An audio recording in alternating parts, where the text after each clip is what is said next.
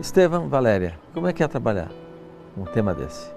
A gente está falando de crença, de religião e tem muito a divisão do que é real ou não, existe vida após a morte ou não. Você já fez uma reportagem dessa? Não. Acho que não. É triste, né? Nunca fiz. Não é triste? Difícil. As equipes do Profissão Repórter encontraram histórias de dor e sofrimento. Em comum, pessoas que compartilham uma esperança no trabalho espiritual dos médiuns. Penso nos nossos queridos Lucas, Ian, Adriana e Ana. As cartas psicografadas.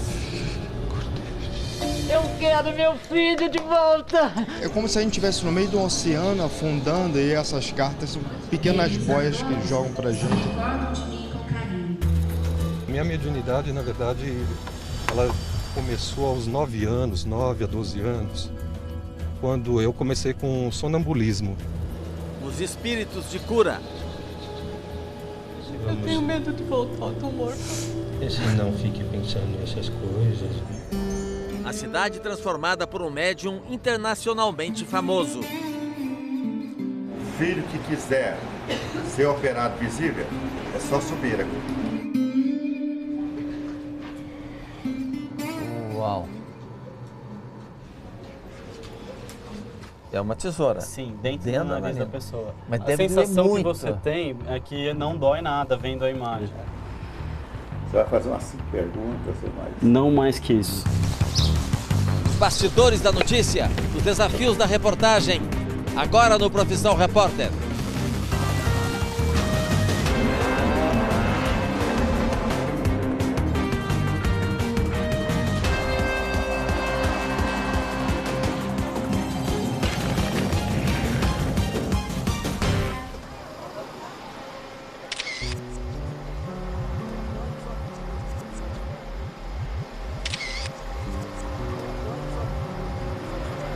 Onde que a gente está indo?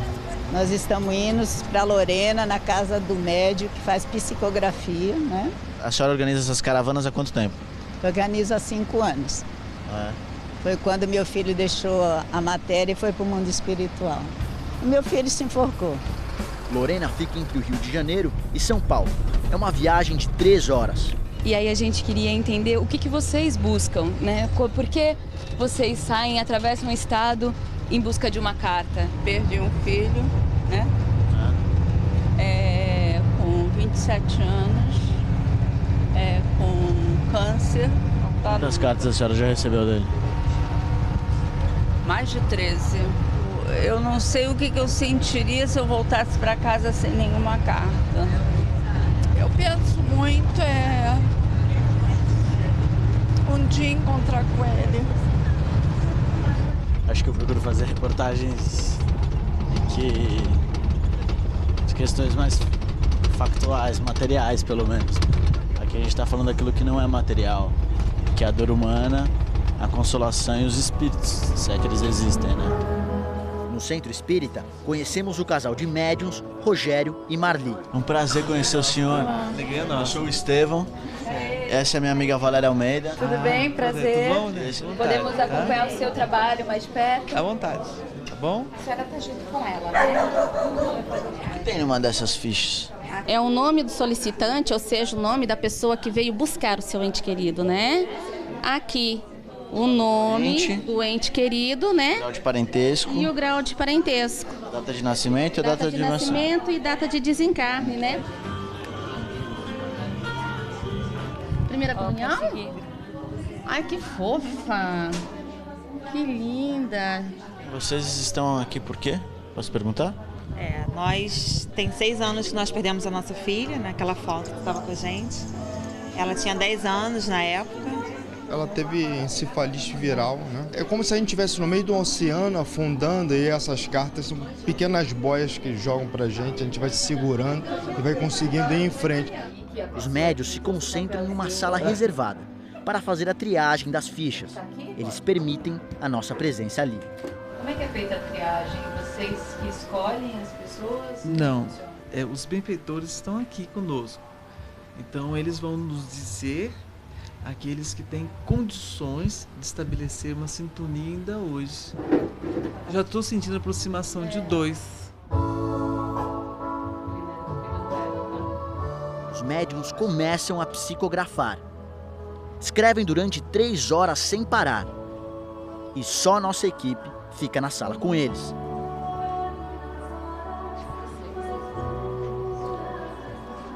Os médiuns estão indo agora à mesa fazer a psicografia em público.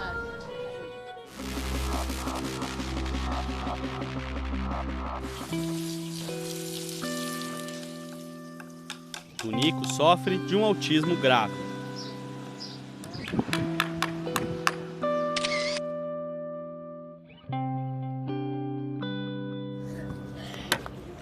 Deixa eu pegar minha bolsa, Tom. Nossa, que menino forte! Ele já fazia esse tipo de coisa? Imagina, a gente chegou a fazer teste de surdez nele. O que a gente falava era como se falasse com a parede. Ele não falava? Esse mãe que ele falou agora? Não. E isso pra você deve ser uma coisa emocionante. Muito legal. Tanto é que no dia eu olhei pra minha mãe e falei, mãe, você tem certeza? Eu ouvi também. E depois disso foi fralda, que ele largou.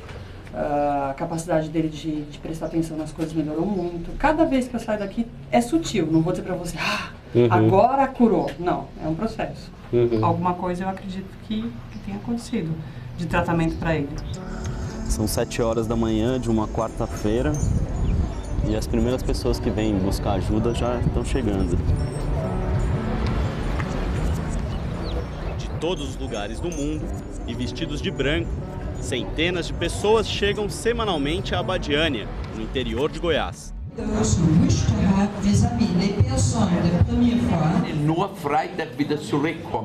Quase todos desenganados pela medicina tradicional, em busca de uma última ajuda. Quem promove tamanha esperança é o médium João de Deus. Que faça de mim a tua vontade. Em nome de Deus e dos nossos filhos. It's my 10th time in Abidjan. Ela estava me contando que essa é a 10ª vez que ela vem a Abadiânia.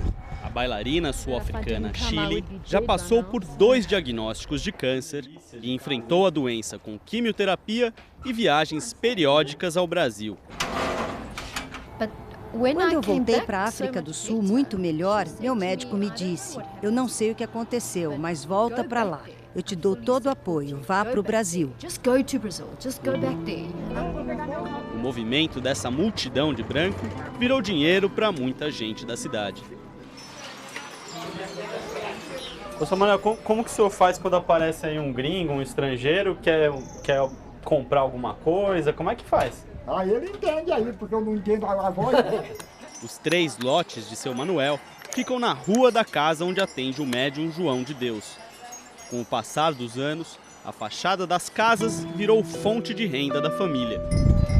Há 8 anos, um acidente colocou seu Manuel em uma cadeira de rodas. Ele procurou ajuda a poucos metros de casa, com o médium João de Deus. Já eu mesmo fui para lá na cadeira de roda. E vim caminhando sozinho, sei que teve uma cura até boa, né? Senhora. 200 pessoas esperam ansiosas por mensagens dos parentes que morreram, a maioria jovens.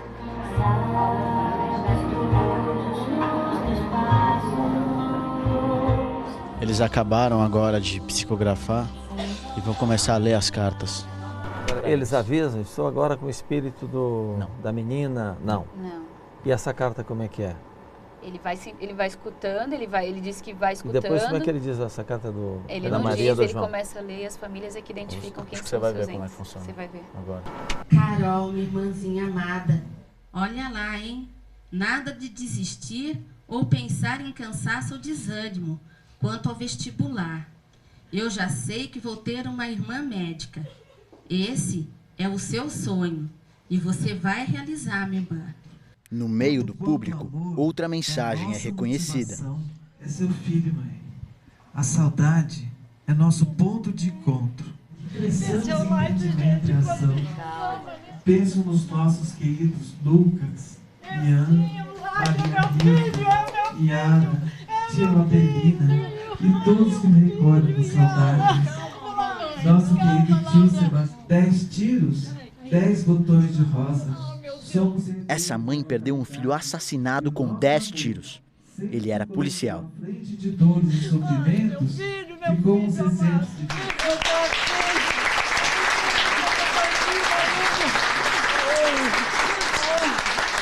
Eu não sei porque eu tô viva ainda. Eu quero meu filho de volta. Então faço. Busque ele no trabalho, caridade aos irmãos. Ele vai estar pertinho. Rogério, bom? tá. E conta comigo. Muito obrigado, Bom? meu irmão. Jesus abençoe. Você tá deixando ela, né? Ela tá passando muito mal, tá muito abalada. Os assessores do médium não podem ter feito uma entrevista com essa mãe antes da sessão? Eu perguntei isso. E aí? Não, isso não aconteceu segundo ela. A minha mediunidade, na verdade, ela começou aos 9 anos, 9 a 12 anos, quando eu comecei com sonambulismo. Depois eu tive algumas vidências, né? E depois a incorporação. Na doutrina espírita, eles dizem que os mentores são aqueles espíritos de luz, que vêm para fazer com que a pessoa que incorpora evolua espiritualmente. O primeiro contato do Edson com o mentor, o espírito que ele diz incorporar, foi no consultório de dentista. Enquanto eu atuava, né, no paciente, eu vi a presença dos médicos atuando também no meu paciente, né? Que médicos? Olha, até aí eu não conhecia, né? Depois que eu vi saber que é a equipe de Dr. Hans, né? Dr. Hans é a esperança de cura para centenas de pessoas que visitam esse centro espírita em São Caetano do Sul, na Grande São Paulo. Já tem muita gente aqui dentro, mas a fila ela não para de crescer. Tive um câncer, ficou meio assim com o médico, mas o Dr. Hans me deixou de pé, ó, tô aqui.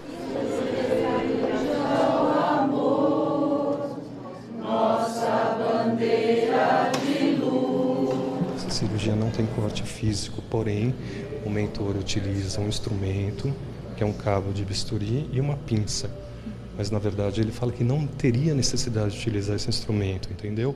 Mas só utiliza porque senão o assistido não sente o local na região e ele acredita de que não foi feita a cirurgia, entendeu? Então só é por mais esse motivo ele simbólico. trabalha. Simbólico. Na verdade ele poderia atuar só com as mãos. Apesar de fazer cirurgia espiritual, ele diz que não substitui o atendimento médico. É cirurgia convencional. Isso. Boa tarde a todos. Eu sei como estão, hein?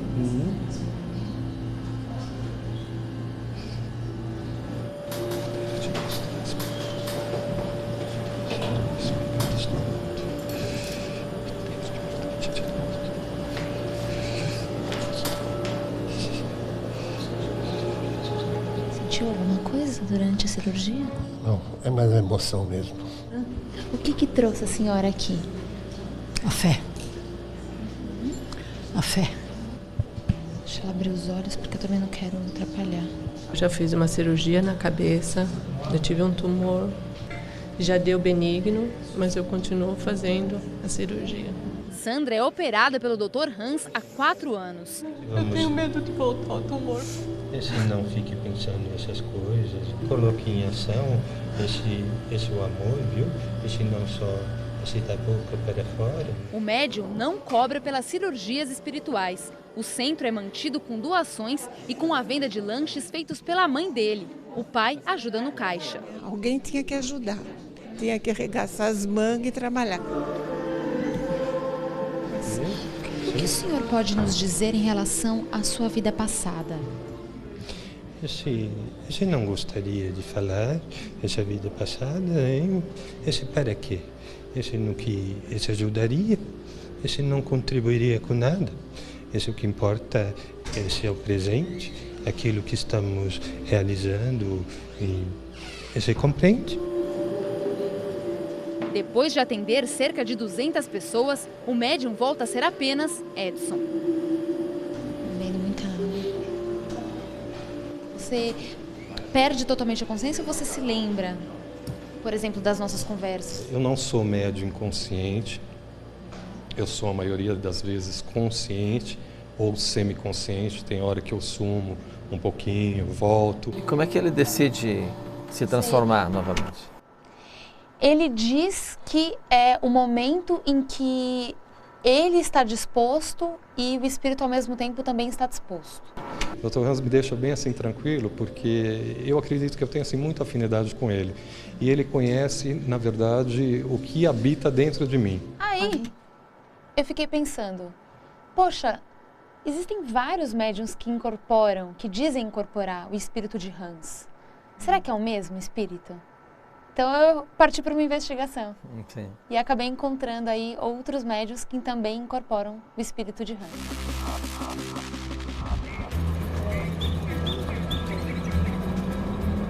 Toda pessoa que chega à casa em que atende o médium João de Deus, em Abadiânia, no interior de Goiás, é atendida de graça e também recebe almoço gratuito. Financiada por doações, principalmente estrangeiras, e com a venda de pedras e livros espíritas, a casa continua a crescer. E você já encontrou o seu João? Já. Já? E como foi a experiência? Foi muito emocionante. Na hora que ele falou, eu vou cuidar de você, esteja aqui às 2 horas, eu falei que ele não ia chorar. Mas não dá. Não conseguiu. Não dá pra chorar. Se emocionou.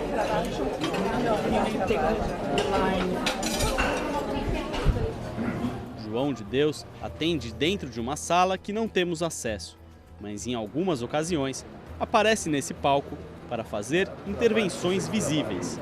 O filho que quiser ser operado visível, é só subir aqui. Na frente dos visitantes, faz cortes com bisturi, tesoura cirúrgica e até faca de cozinha. Ali, novamente, né, tem um corte nas costas, sangra muito. E a dor? Ele não grita? A pessoa não grita? Não, a pessoa não esboça nenhum tipo de reação de dor. Nas intervenções visíveis, não há anestesia nem nenhum tipo de asepsia especial. Os cortes não parecem profundos e são fechados pelo próprio João de Deus. Tem um médico para olhar? Aqui cena aberta. Transmite para os filhos o que você viu. É uma médica. Pode carregar. Ele não dá conta de andar. Está feita essa intervenção. Ela viu que a entidade removeu alguma coisa dos olhos dessa pessoa. O que acontece é que a gente não tem acesso à sala de recuperação e às pessoas que foram operadas. Eles não nos permitiram gravar com essas... É fundamental, né? Fundamental. Seria? Pode carregar. Essa sala, teoricamente, essa pessoa passa 3 dias. Ali? Internado? Internado. Numa área que eles dizem que se você entra com a câmera nessa sala, é tanta energia que queima a câmera, segundo eles. Entendeu? Não sei se isso de fato ocorre. Tá. Mas é importante essa informação. Mas a maioria das operações é feita apenas com o toque da mão. Deixa eu receber toda a energia.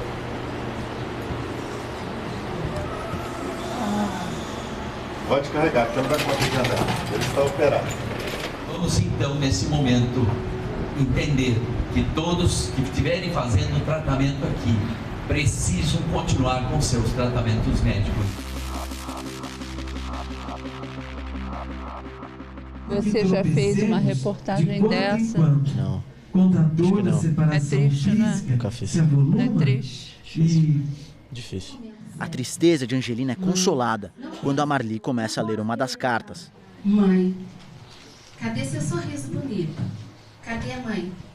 O sorriso do seu Fernando, ou seja, do Nando de todos. Seu semblante está triste, abatido, e seu estado de tristeza me preocupa. Mãe, não pense de novo em tirar a própria vida. Eu sei que a saudade dói demais, mas quando for assim, feche os seus olhos, recorde-se do meu sorriso. Beijos do sempre seu, Fernando da Silva Lima de Oliveira. O que é impressionante é que ninguém acha, ninguém Não confunde, ninguém. não confunde a carta. Ninguém briga pela mesma carta. É, isso que eu ia perguntar. Não tem, Não tem três chorantes ao mesmo tempo? As pessoas choram pela dor do outro, mas ninguém levanta a mão e fala, meu filho, não existe nenhum momento, pelo tempo que a gente estava lá, nessa sessão de psicografia, em que as pessoas, as duas se levantam e digam, não é meu filho. Quando começa a falar... Você observou isso? Eu observei. Marli lê outra carta de um filho para os pais. Vim, mãe, para dizer à senhora que não se sinta culpada pelo que me houve. O infarto que me transferiu para cá não ocorreu por conta de nossa triste discussão. Ele aconteceu, mãe, porque nós sabemos que a diabetes nos traz muitas complicações. E eu, mãe, não me cuidei da forma como precisava. Pai, seja forte e paciente com minha mãe. Ela precisa do Senhor. Fiquem com Deus. Sempre de vocês. Agnaldo Arigoni Júnior. Agnaldo tinha morrido fazia 3 meses, só com 20 anos. Essa é a primeira mensagem que os pais recebem. E a carta? Essa aqui. Essa aqui é Essa é a assinatura dele. É a assinatura dele. E realmente é a assinatura que ele tem no RG dele. A assinatura da carta é bem parecida com a do documento de identidade. Mas Loucura isso. Toda carta termina com uma assinatura. E depois que aconteceu toda essa fatalidade na nossa família, eu não voltei mais para minha casa. Estou morando agora com meus pais, né? Então com a carta agora pode ser que eu tenha um estímulo até para voltar. Pretendem voltar para casa? Com certeza. Eu fui atrás de vários médiuns que incorporam Hans e recebi algumas negativas.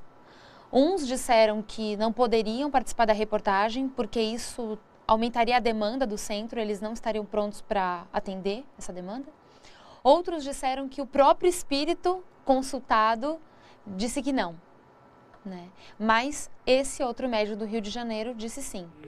Continua a busca por outros médiuns que incorporam Hans e acabo descobrindo um outro espírito, o de Hansen. Olha a plaquinha ali, ó. A figura do Hansen, que é muito parecida com aquela figura que a gente encontrou lá no centro onde o Edson trabalha. Só que naquele caso é Hans, aqui é Hansen. E aqui a gente tem a data de nascimento e a data de morte. E essa data aqui coincide com a Primeira Guerra Mundial. É uma mistura, né? Vai misturando. No salão, algumas pessoas nos procuraram para contar histórias de cura. O filho, quando tinha 20 anos, ficou sem enxergar. Ficou por quase 2 anos. E veio fazendo um tratamento e ele voltou a enxergar. Esse é o médico que incorpora, José. Agora eu vou começar a preparação.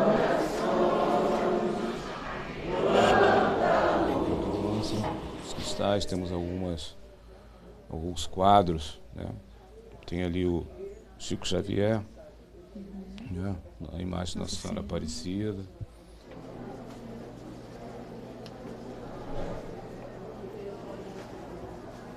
Aí, mais uma incorporação. Bom dia. Bom dia, doutor. O que é isso? Esse é o pessoal da TV que vieram filmar. TV? É televisão, para o senhor. Televisão? É, eles estão pedindo permissão. Imagens? Isso. Brasileiros? Sim. Não são americanos? Não. Espiões? Não são, é aquele alemão, né? Não, doutor. Não são subversivos? Não, doutor. Qual é o seu nome? Eliane. O meu é Hansen. Dr. Hansen, eu conheci alguns médiums brasileiros que incorporam o espírito de Hans. Hansen. É a mesma? É o mesmo espírito? Hans e Hansen é o mesmo? Filho, no Brasil eu estou em 3 lugares. Rio de Janeiro, Uberlândia. O que falou? Não é Maranhão, lá de cima? Maranhão. É o nome desse atrapalhamos, assim. Outros se dizem estar comigo. Não. Eu vou mostrar para o senhor a foto. Foto. É uma pintura de Hans. Ele é esse. Isso. É muito parecido, não? Ele está ali. É o mesmo? Não é meu rosto não, filha. Às vezes confundem Hansen com Reins. Reins, Hansen. Jesus é único. Deus é único. Dá meu faca, meu tesouro. Tá demorando primeiro? Por quê? Traga o filho para ir? Esta senhora praticamente não andava. Cabeça de fêmur, direita e esquerda, artérias femorais. Dr. Hansen, qual foi a circunstância da sua morte? A minha morte, eu prefiro não comentar. Foi muito desagradável. Mas foi em qual guerra? A primeira ou a segunda? Na Segunda Guerra. É porque eu vi tava como data de morte 1917, que na primeira ali no quadrinho. Tá errado o quadrinho, então? Não.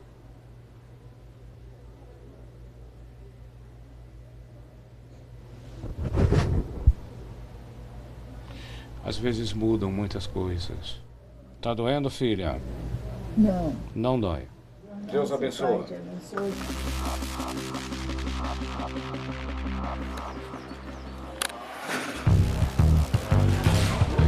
É difícil registrar essa negociação porque tudo é sob consulta e eles não permitem que seja gravado. É uma produção bem delicada. Para gravar uma entrevista com o médium João de Deus, é preciso seguir algumas regras. Todo mundo aqui tem que vestir branco, é uma das condições que a gente aceitou, comprou umas roupas brancas no dia que a gente chegou. E ter muita paciência. Foram 3 dias de negociação e alguma insistência para conseguir gravar uma entrevista que durou menos de 3 minutos. Você vai fazer umas 5 perguntas ou mais? Não mais que isso, eu te prometo. São muitos jornalistas que te procuram. Isso gera algum incômodo? Como é isso para o senhor?